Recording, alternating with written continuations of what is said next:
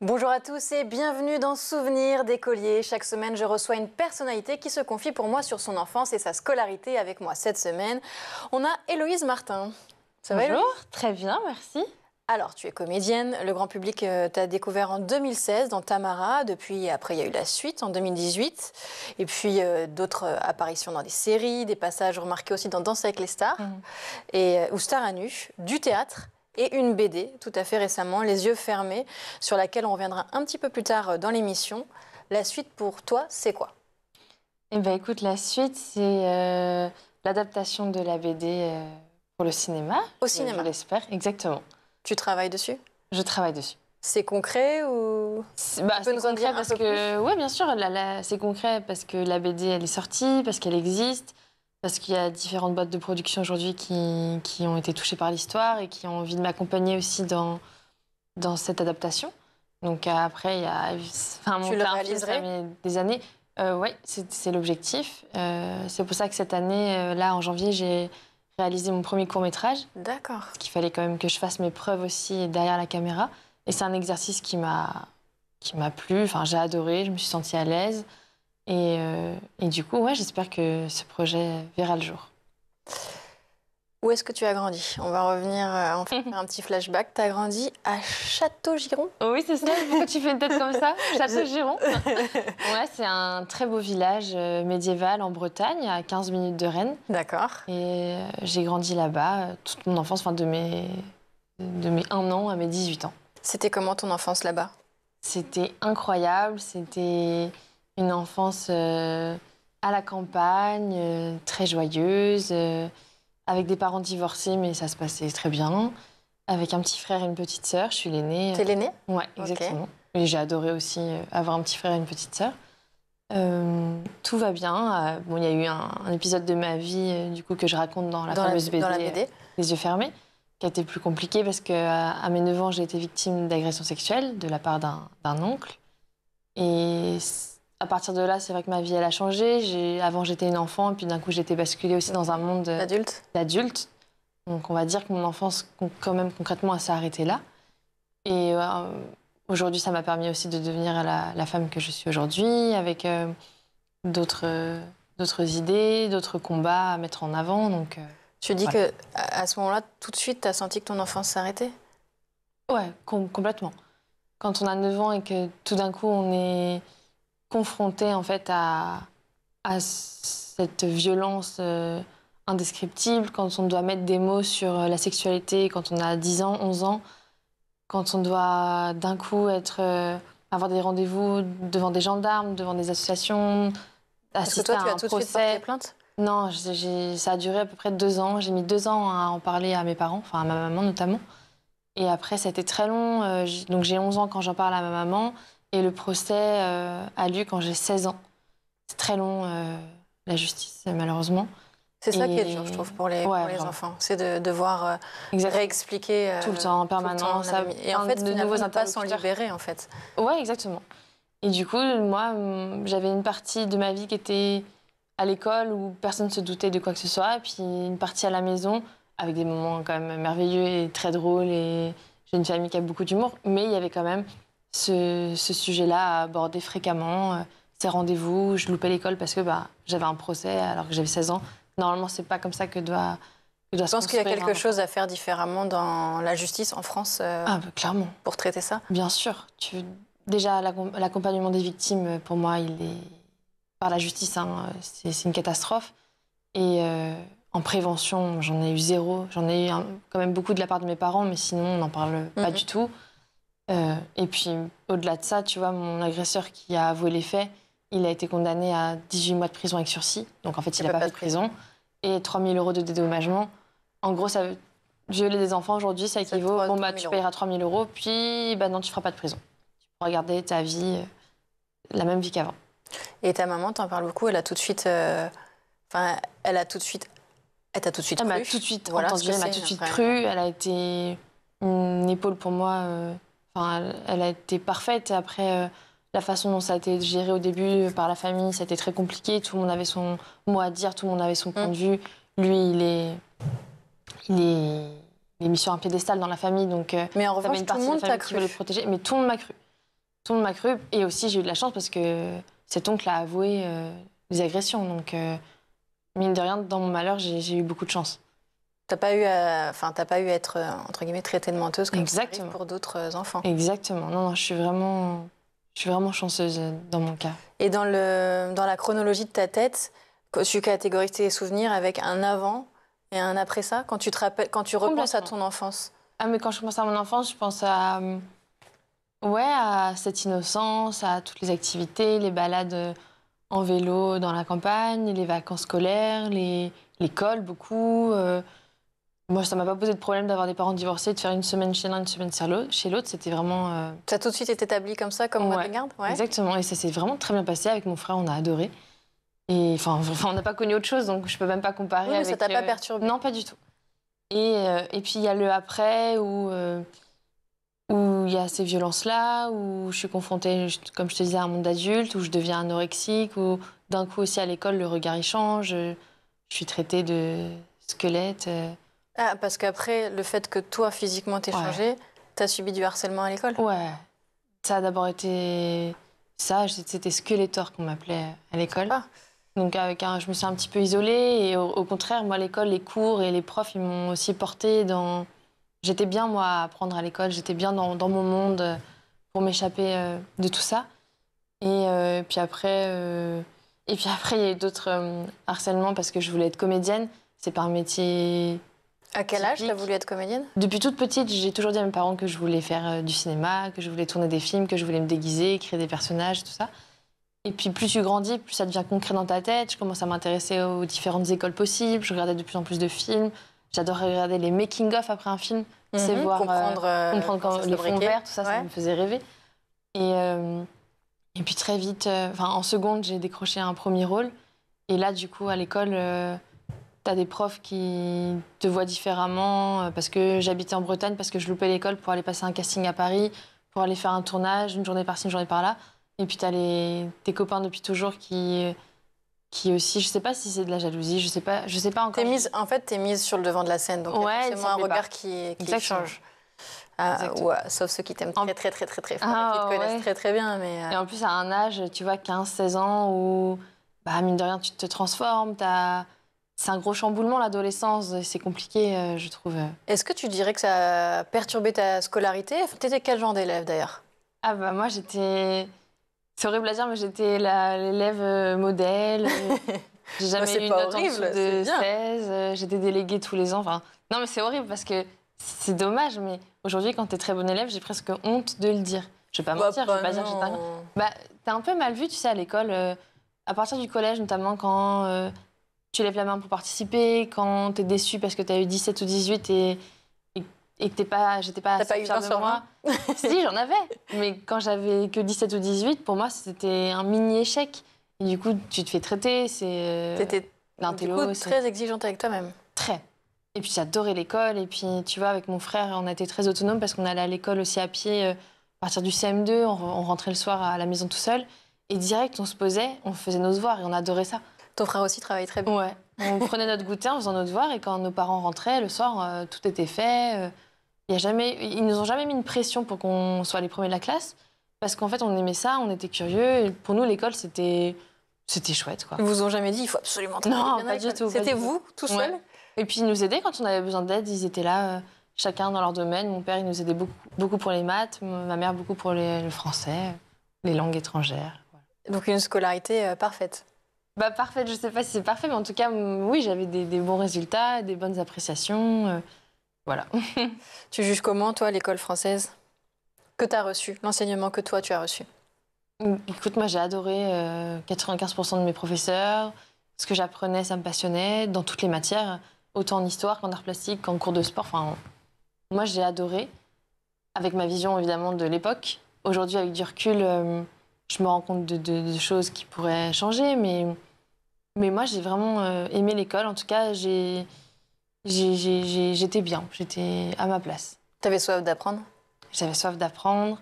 C'était un challenge aussi pour moi de connaître de nouvelles choses, de les retenir, d'en parler après à mes parents, à mon frère. Un contrôle, tu vois, encore jusqu'au collège, c'était pour moi, j'étais contente. Je dis, ah bon, bah, on va voir si j'ai bien retenu la leçon, si ça me faisait pas stresser.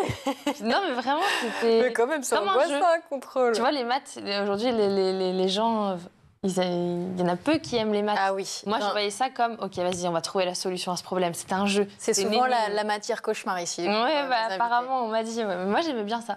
T'avais aucune matière cauchemar? L'anglais, j'étais pas à l'aise parce que j'avais l'accent français. Ouais, et du coup, je m'entendais. Oui, mais du coup, j'étais pas à l'aise à parler. Tu vois, quand on m'interrogeait en anglais, à l'écrit, il n'y avait pas de souci, mais à l'oral, c'était la catastrophe. C'est tout? Ça va alors? Oui, ça va. Aujourd'hui, tu es comédienne, mais est-ce que plus jeune, il y avait un autre métier que tu rêvais de faire? Oui, c'était toujours, tu sais, quand tu remplissais ta fiche du premier jour, là, c'était quel métier je veux faire. Je mettais toujours comédienne, / et après, tous les ans, ça changeait. Et après, le deuxième métier qui est revenu le plus, c'était chirurgienne. Ah oui. Et le stage de troisième, oui, ça aussi oui. Bah, je l'ai fait au bloc opératoire. Ah oui. J'ai adoré. T'as adoré? Ah, c'était trop bien. Ça t'a pas effrayé le sang? Pas du tout. Non, pas du tout. Il n'y a pas beaucoup de sang. C'est quand même assez propre. En tout cas, les opérations que j'ai vues, elles étaient plutôt propres. T'as pas eu de carnage. Du coup, la meuf est folle.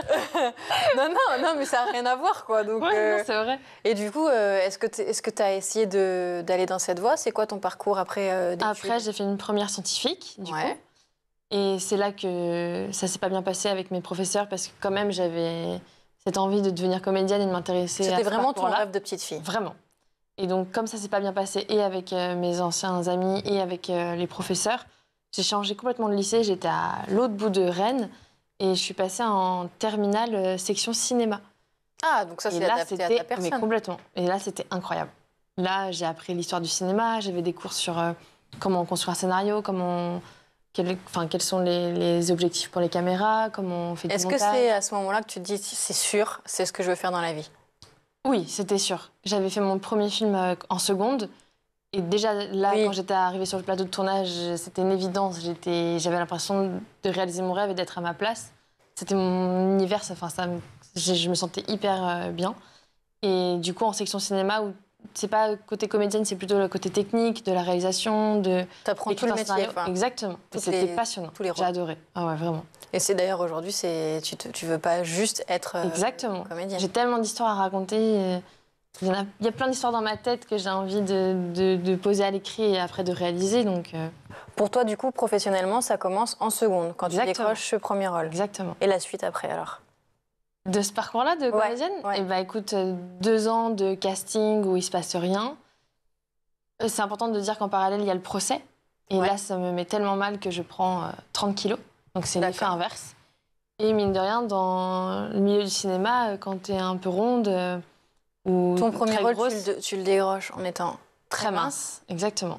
Et après, je prends 30 kilos en 2 ans. C'est énorme. C'est énorme, ouais. Et du coup, là, c'est plus compliqué pour les castings. J'ai mon bac, j'arrive à Paris, toute seule. Et j'ai pas de casting. Enfin, en tout cas, je décroche aucun rôle pendant 1 an, jusqu'à ce que je reçoive un coup de téléphone un jour pour me proposer le rôle de Tamara. D'accord. Et je lis le scénario, j'ai un coup de cœur pour le personnage, un coup de cœur pour l'histoire. Je passe le casting, ça dure 1 heure, alors que d'habitude, un casting, ça dure 10 minutes, un quart d'heure. Et puis très vite, j'apprends que je suis choisie pour interpréter donc, le rôle de Tamara. Et du coup, c'est mon rêve qui vraiment se réalise concrètement. Enfin, un premier rôle au cinéma à 18 ans. Je pensais même pas que ça allait arriver si vite. Et puis après, derrière, oui, il y a eu plein de projets, comme tu l'as dit. Et à ce moment-là, quand tu arrives à Paris, tu te dis pas, je vais faire d'autres études que le cinéma? C'est tout de suite. Ok. Tout de suite. La chirurgie, c'est loin, là. Oh, oui, très loin, c'est bon, stop. Les maths et tout, c'était cool un temps, mais c'est fini. Là, ça y est, cinéma à fond. Et donc, du coup, après, tu as ce premier grand rôle. En parallèle, je prends des cours de théâtre quand même avec une coach, avec qui je prends toujours des cours aujourd'hui. Et puis après, oui, il y a Tamara 2, il y a une pièce de théâtre à Paris, il y a des séries, des émissions de télé. La suite de ta carrière, elle se passe plutôt à la télévision à ce moment-là? Ouais. Est-ce que c'est une déception pour toi? Est-ce que tu te dis... Non, c'est une autre découverte. C'est pas la même façon de travailler une série qu'un film cinéma. Ça va plus vite à la télé, il y a moins de temps pour tourner les scènes. Et en même temps, j'aime bien les rôles que j'interprète. Le théâtre, c'est encore autre chose. Là, c'est du direct. Il y a un public devant nous chaque soir. Et puis, on pourrait penser que comme on joue une pièce, tous les soirs, c'est pareil pendant 6 mois. Et pour moi, en fait, chaque soir, c'était différent, selon le public, selon nos humeurs, selon... C'est quelque chose que tu aurais envie de refaire? Ouais, j'adorerais, vraiment. C'était compliqué parce que j'ai eu 2 enfants entre-temps. Et ça a mis un petit peu une petite pause à ma carrière et à tous ces projets. Et là, ça redémarre un peu, donc c'est chouette. Tu l'as dit, il y a eu la BD après. Oui. Les yeux fermés, dont on a parlé. Dans cette BD, tu parles de l'inceste dont tu as été victime pendant ton enfance. C'est un drame dont tu as parlé publiquement aussi sur les réseaux sociaux avant la sortie. Comment est-ce que tu expliques qu'il y a eu ce besoin d'en parler publiquement? À un moment donné, je veux dire... De ma vie? Oui. Enfin, je veux dire, c'est presque finalement 10 ans après la fin du procès. Oh, complètement, exactement. Ouais. Écoute... Parce qu'on peut se dire que le procès, c'est une première étape pour... Non. À l'époque du procès, j'ai l'impression d'être encore un cas à part. Malheureusement, il y a 5 victimes dans le monde et je suis une de ces 5 victimes. C'est tombé sur moi, c'est la faute à pas de chance, etc. Et en fait, très vite, à 20 ans, je me rends compte, avec le mouvement MeToo, avec l'apparition dans les réseaux sociaux de tous ces sujets-là, on en parle plus librement. Et je me rends compte que je suis loin d'être un cas isolé. Et je me renseigne, je comprends qu'on est au moins, enfin minimum, un enfant sur 10. Et puis, à une réunion familiale où je vais présenter en plus Tamara 1, très vite, j'apprends que mon agresseur va être là. Je dis, mais pour moi, c'était comment c'est possible? Parce qu'il fait toujours partie de la famille, il est toujours là, quoi. Le procès, ça a été, c'est bon, t'es contente, Héloïse, il y a eu un procès. Maintenant, on reprend la vie d'avant et puis il fait partie de la famille et on le soutiendra quoi qu'il arrive parce que les liens du sang, tu vois. Alors, il n'y a aucune empathie. Non, ouais, c'est pour ça que j'ai décidé de faire la BD, pour témoigner, pour parler de la reconstruction familiale. Et puis, on parle beaucoup de l'annonce, tu sais, quand on annonce à nos parents ou à un avocat qu'on a été victime. Et je trouvais qu'on parlait peu de l'après. Ok, mais une fois qu'il y a le procès, il se passe quoi en fait? Parce que dans les cas d'inceste, l'agresseur fait partie de la famille. Et il est très rarement exclu de la famille. C'est souvent les victimes qui doivent partir pour se protéger. Et donc, j'ai trouvé ça hyper intéressant de témoigner. Et moi, petite, j'ai eu quelques heures de prévention de mes parents. Mais ça s'est arrêté là. Je n'avais pas de prévention de témoignage à l'école, quand j'étais enfant, quand j'étais adolescente. Finalement, on n'en parle pas du tout. C'est hyper tabou, encore aujourd'hui. Mettre les mots, parler de tout ça, c'est presque mal vu. Est-ce que tu as eu peur du regard? Quand je l'ai annoncé publiquement? Oui. Un petit peu. Je me suis dit... mine de rien, j'allais dévoiler une partie de ma vie privée hyper intime et très privée et puis très tabou. Et en même temps, je me suis dit, j'ai de la chance aujourd'hui d'être entendue, d'être suivie par plein de personnes sur les réseaux sociaux. C'est aussi de mon devoir de faire partie de la libération de la parole. Pour toutes les victimes qui ne peuvent pas parler, qui n'ont pas les moyens de le faire, qui ont peur de le faire, c'était aussi mon rôle à moi d'être cette personne-là. Est-ce que tu l'as senti, ce changement de regard? Est-ce que tu as eu peur? Quand on parle, je trouve qu'on a peur tout d'un coup de devenir la victime publique. Oui. Est-ce que c'est quelque chose que tu as ressenti? Écoute, non. J'ai été agréablement surprise parce que j'ai été soutenue et j'ai reçu des centaines de témoignages d'autres femmes qui me racontaient la même histoire. Elles vivent pareil. J'ai des témoignages de jeunes filles, de mamans et de grand-mères, mais bouleversants. Je me souviens d'une grand-mère qui m'a envoyé un message sur Instagram et qui m'expliquait qui me remerciait en fait de l'avoir fait parce qu'elle, à l'époque, elle a pas été crue. Et en fait, toute sa vie, elle a vécu avec ça en elle, avec personne qui la soutient. C'est ça la différence, entre guillemets, sur la nouvelle génération. Exactement. Toi, on t'a tout de suite cru, c'est quand même précieux. Ouais, même si ta famille n'a pas eu la réaction adéquate, ta famille élargie. Bien sûr. Mes parents, le cocon, ouais, voilà, exactement. Non, et j'ai été très touchée, en fait. Après, il y a eu plein de rencontres avec les dédicaces des livres. Et je me suis sentie, du coup, moins seule aussi. Parce que, on est tellement, en fait, en France, on est 160 000 enfants victimes chaque année. C'est énorme. Et je parle que de la France. Hein. Voilà. Et quand on parlait en préambule de l'émission, tu me parlais d'une loi que j'ignorais totalement, et je trouve que qui a rapport à l'éducation. Donc c'est le bon moment. Oui, on est là pour parler de l'école, et donc il y a une loi dont je t'ai parlé, c'est la loi Aubry, qui a été votée en 2001. C'est une loi qui indique en fait que dans l'enseignement, dans tout le parcours scolaire, entre le CP, je crois, et la terminale, c'est obligatoire d'avoir trois cours sur les relations affectives et sexuelles. 3 cours. 3 cours par an seulement. Ouais. Et en fait, moi, je les ai pas eus dans ma scolarité, ces 3 cours-là. C'est 3 cours chaque année. Elle date de quand, cette loi? 2001. Oui, ok. Et en fait, c'est pas appliqué et c'est dommage parce que les professeurs, ils sont pas tous formés pour parler de la sexualité aux enfants avec les mots adaptés en fonction des, et justement, des élèves qu'ils ont en quel face. professeur, c'est un professeur externe qui viendrait intervenir pour... Non, c'est le professeur, par exemple, en CP, c'est ta prof de CP, en CM2, c'est ta maîtresse de CM2, enfin, c'est tous les profs, normalement, sont formés. Je crois qu'au collège, c'est les professeurs des SVT. Et en fait, c'est un cours qui permet d'apprendre dès le plus jeune âge, en fait, à parler du consentement, de mettre des mots sur les parties du corps, parce que on nomme jamais les parties intimes, c'est un peu tabou. Ou avec des mots rigolos. Oui, voilà, exactement. Et je sais pas si tu t'en souviens, quand moi j'étais petite, il y avait le dictionnaire des filles qui était sorti, ou le guide du zizi sexuel de Tina. Tu te rappelles pas de ça? Le zizi sexuel, oui, je me rappelle. Ouais, voilà.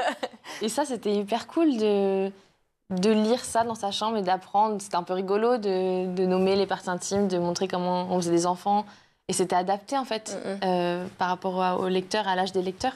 Et oui, il y a cette loi qui est obligatoire. Et moi, personnellement, j'ai eu 0 cours, 0 prévention sur les violences sexuelles, sur le consentement. Vraiment 0. J'ai appris le mot consentement adulte, presque. Et c'est une loi qui n'a pas évolué depuis, parce qu'elle est finalement ancienne. Il y a eu MeToo entre-temps. On pourrait se dire que... Écoute, moi, j'ai entendu un podcast qui s'appelle « C'est quoi l'amour maîtresse ?» d'une enseignante de CE2 qui s'est enregistrée dans sa classe avec ses élèves pendant 1 an sur ces fameux 3 cours. Et c'est hyper drôle, c'est hyper... En fait, les enfants, ils sont pas bêtes. Hein. Ils savent... ils ont envie aussi d'apprendre. Ils rigolent au début, oui, parce qu'on va dire, c'est pas un zizi, ça s'appelle un pénis chez les garçons, une vulve chez les femmes, etc. Mais c'est pas tabou, on appelle bien un nez, un genou. Et je pense que c'est justement en mettant des mots sur les parties intimes, en apprenant le consentement, de ce qui est interdit, où sont les barrières, les limites, que derrière, les enfants, ils vont aussi plus se protéger des potentielles agressions qu'ils pourraient subir étant enfants, quoi. Donc, toi, s'il fallait mettre l'accent sur quelque chose à améliorer dans le système français aujourd'hui, ça serait de faire appliquer cette loi. En tout cas, de par mon expérience, et aujourd'hui je suis maman, oui, ce serait primordial pour moi aujourd'hui de faire appliquer cette loi. Parce que quand on devient après jeune fille, jeune garçon, adolescent et adulte, je pense que ça pourrait éviter beaucoup de souffrances et de dégâts. Tes enfants sont petits encore? Oui, elle a 2 ans, ma fille, et 2 mois, mon fils. Oui, je ne peux pas te demander comment tu juges l'école avec eux. Non, c'est pas pour tout de suite. Et tu prévois déjà, toi, à titre personnel, d'avoir une discussion complètement avec eux? Et complètement. Pour moi, il y a 0 tabou. Je leur raconterai plus tard ce que j'ai vécu. Je sais qu'il y a beaucoup d'ouvrages pour les enfants pour faire de la prévention sur tout ça. Et évidemment, j'essaierai de mettre en place toute cette prévention avec eux. Merci beaucoup d'avoir partagé avec nous ton histoire, d'avoir apporté une touche différente de ce qu'on a dans Souvenirs d'écolier. Je vous retrouve très vite sur School TV pour un nouveau numéro de Souvenirs d'écolier.